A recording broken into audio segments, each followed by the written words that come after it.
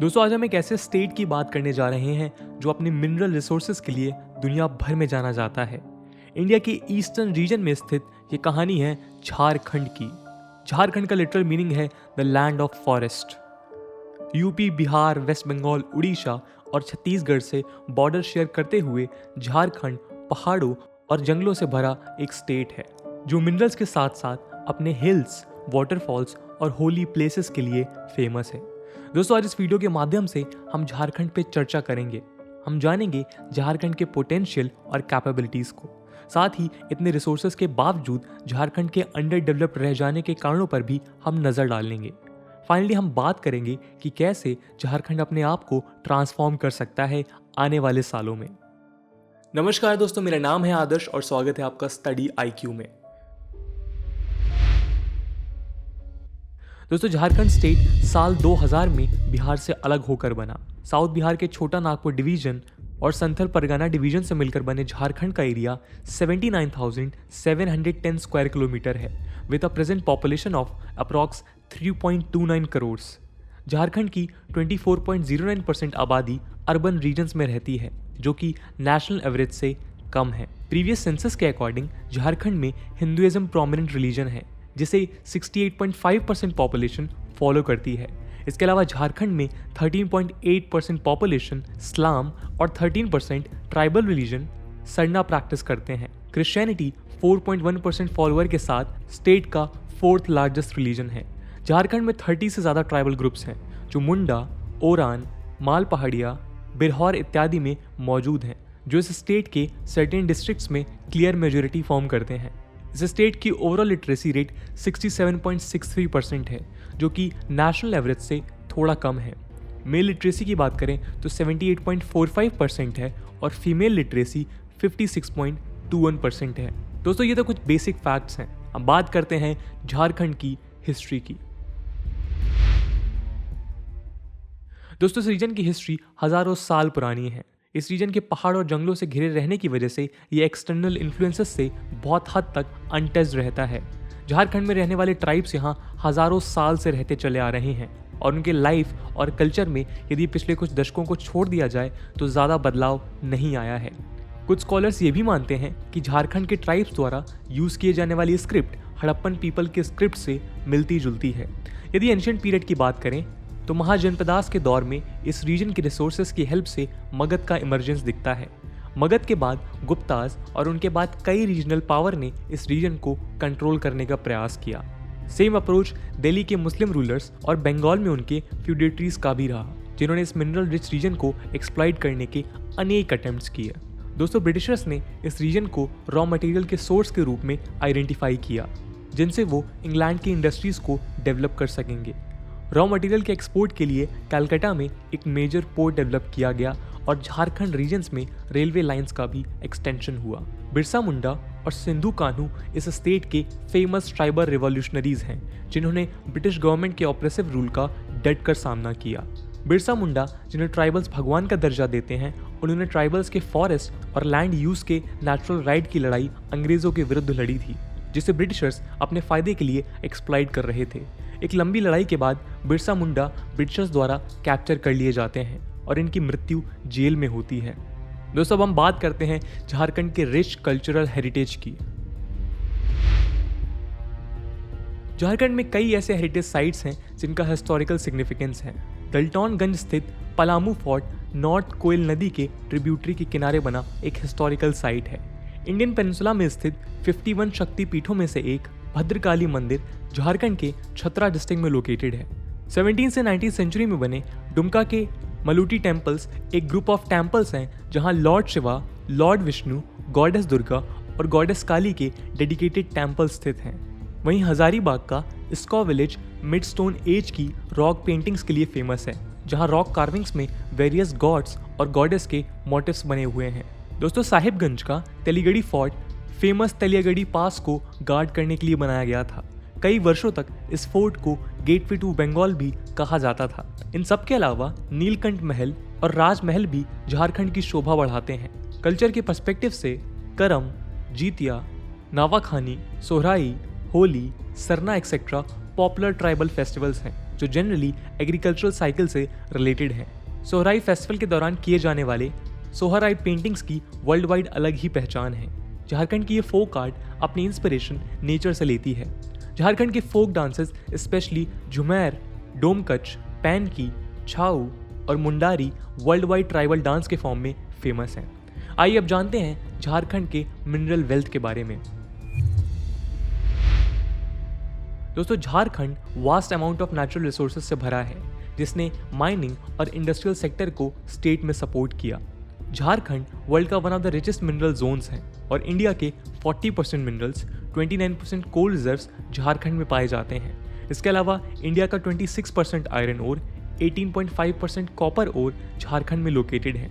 इन minerals के साथ uranium, mica, bauxite, granite, limestone, silver, graphite, magnesite और डोलोमाइट के रिजर्व्स भी झारखंड में अवेलेबल हैं। इन मिनरल रिसोर्सेज की वजह से माइनिंग और मिनरल एक्सट्रैक्शन स्टेट की मेजर इंडस्ट्रीज हैं। झारखंड इंडिया का अकेला स्टेट है जो कोकिंग कोल, यूरेनियम और पायराइट प्रोड्यूस करता है।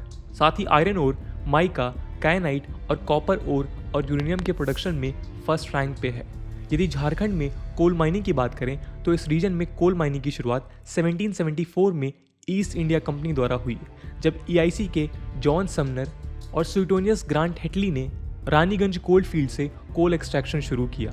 1900 आते तक इस रीजन से 6.12 मिलियन मेट्रिक टन कोल हर साल एक्सट्रैक्ट किया जाने लगा और 1920 के बाद ये नंबर बढ़कर 18 मिलियन मेट्रिक टन हो गई। स्टीम इंजन का इंट्रोडक्शन और वर्ल्ड वॉर्स इस इंक्रीज प्रोडक्शन के प्रमुख कारण थे। वर्ल्ड वॉर 2 के बदौलत coal production 33 million metric tonne तक जा पहुंचा। इंडियंस ने कोल प्रोडक्शन में ब्रिटिश मोनोपोली को 1894 में चैलेंज किया, जब सेठ खोरा रामजी ने जहरिया कोल फील्ड्स में माइनिंग शुरू करवाई। 1930 के बाद दूसरे इंडियन कम्युनिटीज ने भी धनबाद, झारिया, बोकारो कोल फील्ड्स में अपने हाथ सक्सेसफुली आजमाए। इंडिपेंडेंस के बाद गवर्नमेंट ऑफ इंडिया ने कई 5 ईयर डेवलपमेंट प्लान्स इंट्रोड्यूस किए, जिससे रीजन की कोल प्रोडक्शन कैपेसिटी को बूस्ट मिला। फर्स्ट 5 ईयर प्लान के दौरान ही एनुअल प्रोडक्शन ने 33 मिलियन मेट्रिक टन्स का टारगेट अचीव किया। भारत सरकार द्वारा 1956 में बने नेशनल कोल डेवलपमेंट कॉरपोरेशन ने भी इस सेक्टर के सिस्टमैटिक और साइंटिफिक डेवलपमेंट में अहम भूमिका निभाई। इंदिरा गांधी एडमिनिस्ट्रेशन के द्वारा कोल माइंस के नेशनलाइजेशन का प्रोसेस स्टार्ट हुआ। 1971 से 1972 में कोकिंग कोल माइंस और 1973 में non coking coal mines nationalise किए गए। कोल माइंस एक्ट 1973 के इनैक्टमेंट के साथ झारखंड समेत सारे इंडिया की कोल माइंस को नेशनलाइज कर दिया गया। दोस्तों, इस पॉलिसी का रिवर्सल 40 साल बाद हुआ, जब मोदी सरकार ने प्राइवेट कंपनीज को कोल माइनिंग की परमिशन दे दी, जिससे वो अपने सीमेंट, स्टील और एल्युमिनियम प्लांट्स के लिए खुद माइनिंग कर सकते हैं। इस पॉलिसी के तहत the coking coal mines act 1972 and coal mines act 1973 8 जनवरी 2018 को रिपील कर दिए गए। फाइनल स्टेप लेते हुए 20 फरवरी 2018 से सरकार ने प्राइवेट फर्म्स को कमर्शियल कोल माइनिंग इंडस्ट्री में एंटर करने की परमिशन दे दी। इस मूव से कमर्शियल माइनिंग में स्टेट ओन्ड कोल इंडिया की मोनोपोली तोड़ दी, जिसने 1973 से नेशनलाइजेशन के अंडर इस मोनोपोली को एंजॉय किया था। दोस्तों, आइए अब हम झारखंड के इंडस्ट्रियल सेक्टर पे एक नज़र डालते हैं। स्टेट की इंडस्ट्रीज एक unique location specific advantage enjoy करती हैं, जिससे ईस्टर्न इंडिया का वास्ट मार्केट का एक्सेस ईजी हो जाता है। कोलकाता, हल्दिया और पारादीप पोर्ट से क्लोजनेस मिनरल्स और फिनिश्ड गुड्स के एक्सपोर्ट में भी झारखंड के लिए एक हेल्पफुल फैक्टर रहा है। दोस्तों, इंडस्ट्रीज के टर्म्स में झारखंड कई मीडियम और हैवी मिनरल बेस्ड इंडस्ट्रीज को सपोर्ट करता है। स्टेट में इंडस्ट्रीज की शुरुआत 1907 में श्री जमशेदजी टाटा द्वारा टिस्को की शुरुआत के साथ हुई, जिसको ईस्ट सिंहभूम डिस्ट्रिक्ट के साक्षी में स्टैब्लिश किया गया। इस प्लांट में 1911 से प्रोडक्शन स्टार्ट हो गया था। इसी रीजन में साल 1948 में टाटा ग्रुप ने एक्सपेंशन करते हुए टेल्को का एस्टैब्लिशमेंट किया। आगे चलकर जमशेदजी टाटा के ऑनर में साक्षी का नाम जमशेदपुर कर दिया गया। आज ये रीजन टाटा नगर के नाम से पूरी दुनिया में इंडस्ट्रियल रीजन के तौर पे फेमस है। गवर्नमेंट ऑफ इंडिया ने स्टील अथॉरिटी ऑफ इंडिया के थ्रू सोवियत यूनियन से कोलैबोरेशन करते हुए 1964 में बोकारो स्टील प्लांट का एस्टैब्लिशमेंट किया। 1972 से प्रोडक्शन करते हुए आज इस प्लांट की प्रोडक्शन कैपेसिटी 32 लाख टन हो चुकी है। 1958 में गवर्नमेंट ऑफ इंडिया ने रशिया और चेकोस्लोवाकिया के साथ कोलैबोरेट करते हुए HEC का झारखंड में एस्टैब्लिशमेंट किया। सीमेंट, एडिबल और दूसरी इंडस्ट्रीज के लिए इक्विपमेंट और टूल्स मैन्युफैक्चर करते हुए HEC ने एक सपोर्टिव रोल प्ले किया। Garden reach ship builders and engineers limited HEC परमाइसेस में स्थित एक गवर्नमेंट ऑफ इंडिया अंडरटेकिंग है जो शिप्स के लिए डीजल इंजन्स प्रोड्यूस करती है। फर्टिलाइजर कॉर्पोरेशन ऑफ इंडिया के थ्रू गवर्नमेंट ने 1951 में एक लार्ज फर्टिलाइजर फैक्ट्री का भी स्टैब्लिशमेंट धनबाद डिस्ट्रिक्ट में किया। यदि एल्युमिनियम इंडस्ट्री की बात करें तो 1938 में रांची के समीप मुरी में इंडियन एल्युमिनियम कंपनी का स्टैब्लिशमेंट हुआ। आगे चलकर इस प्लांट को बिरला ग्रुप ने परचेज करते हुए इसे हिंडाल्को नाम से दोबारा स्थापित किया। आज इस प्लांट की मैन्युफैक्चरिंग कैपेसिटी 1.6 लाख टन्स है।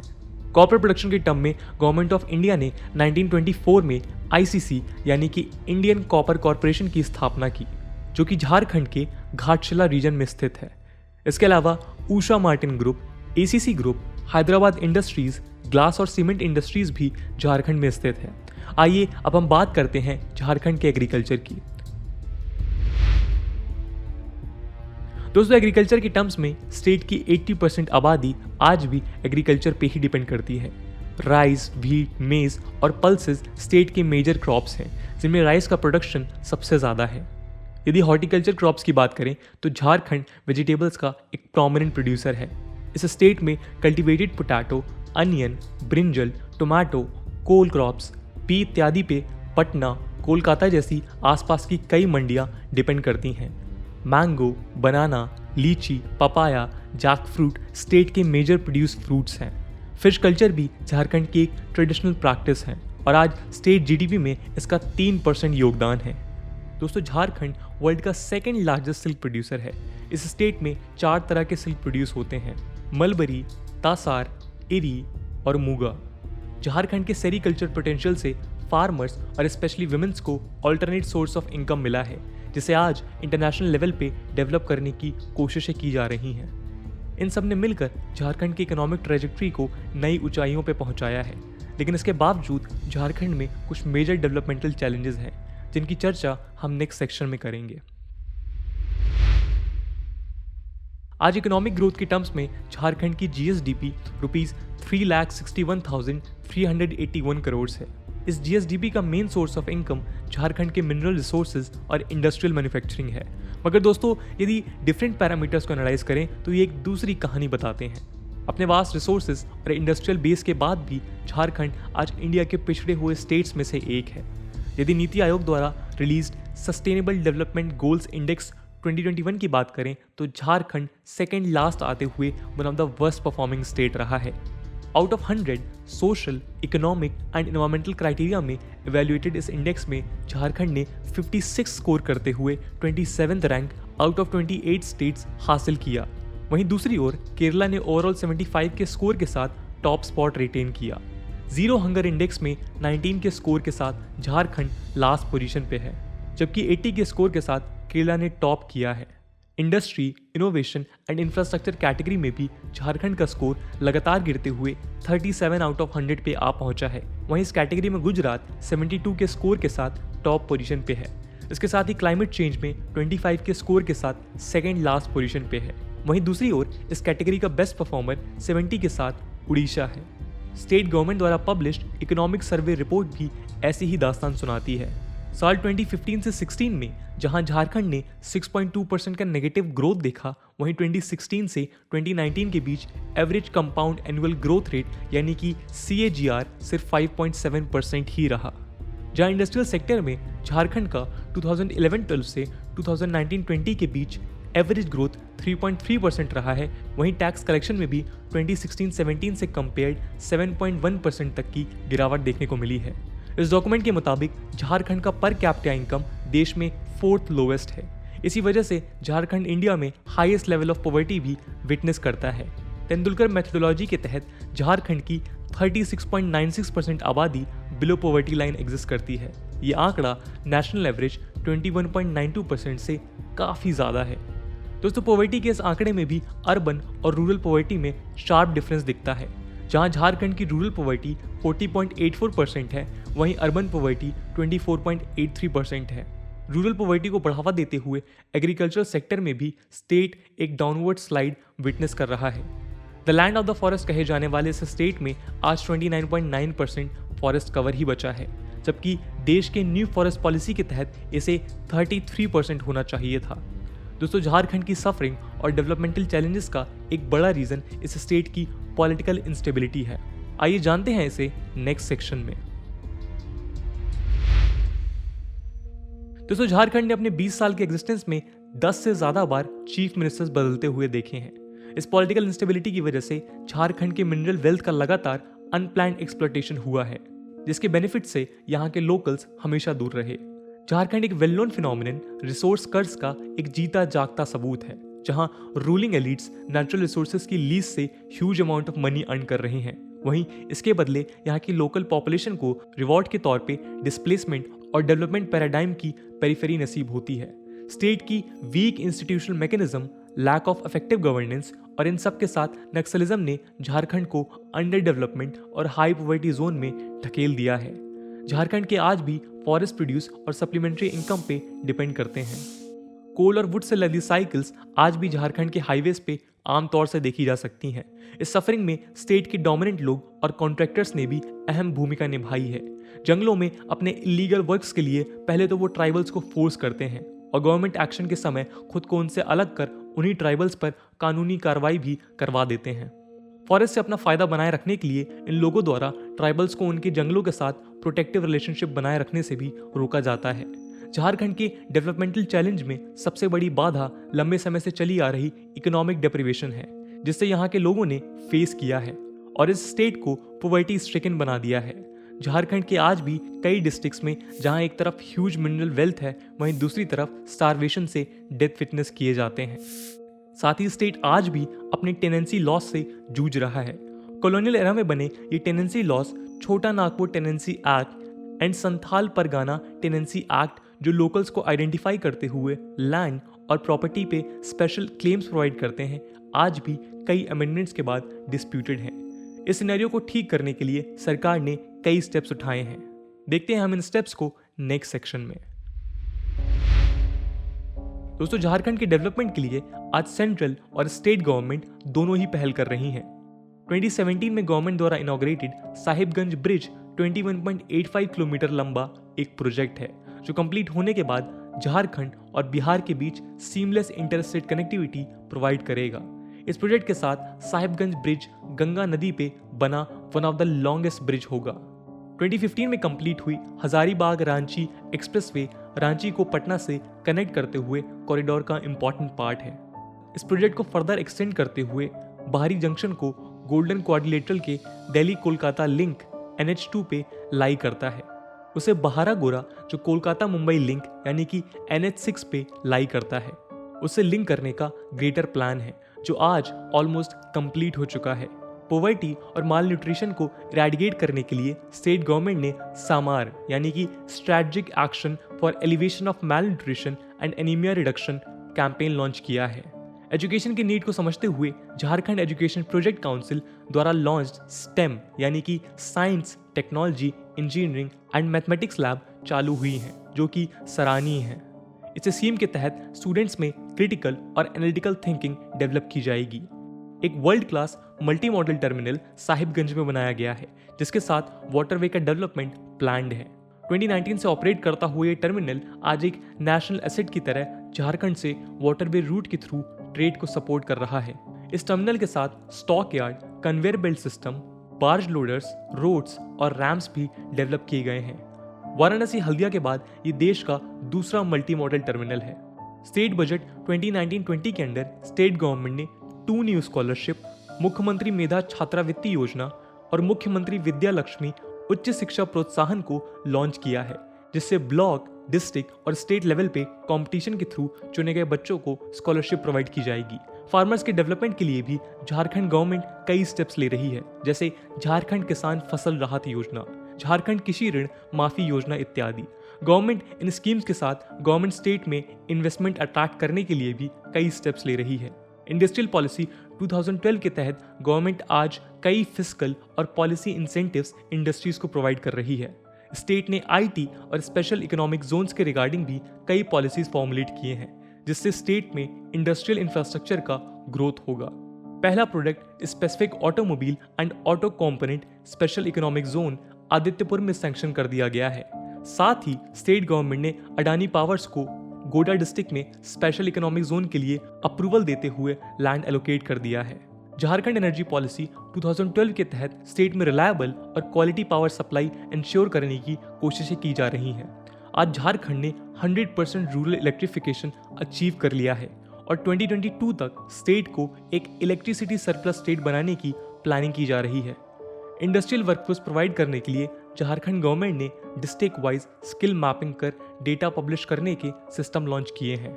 स्टेट की टूरिज्म पोटेंशियल को भी टैप करने के लिए गवर्नमेंट कई मेथड्स अपना रही है। स्टेट टूरिज्म पॉलिसी 2020 लॉन्च करने के साथ स्टेट गवर्नमेंट इस सेक्टर में भी प्राइवेट इन्वेस्टमेंट अट्रैक्ट करने के प्रयास में है। टूरिस्ट सर्किट्स को religious tourism, eco tourism, cultural tourism, rural tourism, craft tourism, adventure tourism etcetera में कैटेगराइज कर ट्रैवलर्स के स्पेसिफिक नीड को काटर करने की कोशिशें की जा रही हैं।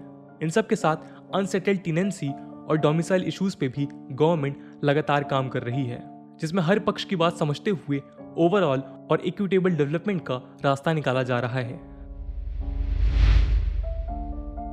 दोस्तों, इन अप्रोचेस की हेल्प से झारखंड डेवलपमेंट के रास्ते पर और तेजी से चलेगा, लेकिन अब भी कुछ सेक्टर हैं जहां गवर्नमेंट के इनिशिएटिव्स लैग करते हैं, जहां क्वालिटी एजुकेशन, क्वालिफाइड टीचर्स की कमी की वजह से आज भी झारखंड के लिए एक सपना है। वहीं गवर्नमेंट स्कूल्स आज सिर्फ मिड डे मील सेंटर बन के रह गए हैं। साउंड एजुकेशन सिस्टम झारखंड को एक स्किल्ड और एजुकेटेड वर्कफोर्स प्रोवाइड करा सकता है, जो स्टेट में प्रेजेंट एंड अपकमिंग इंडस्ट्रीज को वर्कफोर्स प्रोवाइड करेंगी। स्टेट के प्राइमरी और कम्युनिटी हेल्थ सेक्टर को भी गवर्नमेंट की हेल्प की जरूरत है। लोकल लेवल गवर्नमेंट जैसे पंचायत को फर्दर एम्पावर करने से कई local level issues grassroot level पे ही सॉल्व हो सकते हैं। स्टेट लेजिस्लेटिव असेंबली में सीट्स इंक्रीज कर गवर्नमेंट पॉलिटिकल स्टेबिलिटी इंश्योर कर सकती है। अपने 3 present industrial areas Adityapur, Bokaro और रांची को एक्सपेंड करते हुए स्टेट गवर्नमेंट दूसरे डिस्ट्रिक्ट्स के भी इंडस्ट्रियल बेस को मजबूत बना सकती है। Easy land acquisition, development of infrastructure facilities जैसे roads, water supply, electricity coverage etcetera के माध्यम से स्टेट के ग्रोथ को बूस्ट प्रोवाइड किया जा सकता है। अपने रिसोर्सेज के साथ झारखंड में स्पोर्ट्स पोटेंशियल भी है, जिसे एक्सप्लोर किया जा सकता है। Cricketer MS Dhoni, archer Deepika Kumari, hockey player Jaipal Singh, hockey player Asunta Lakra, mountaineer Premlata Agarwal Jharkhand द्वारा देश को दिए गए कुछ प्रोमिनेंट स्पोर्ट्स पर्सन हैं। ओलंपिक 2020 दीपिका कुमारी के साथ झारखंड की 2 हॉकी प्लेयर्स निक्की प्रधान और सलीमा तेते ने भी हिस्सा लिया था।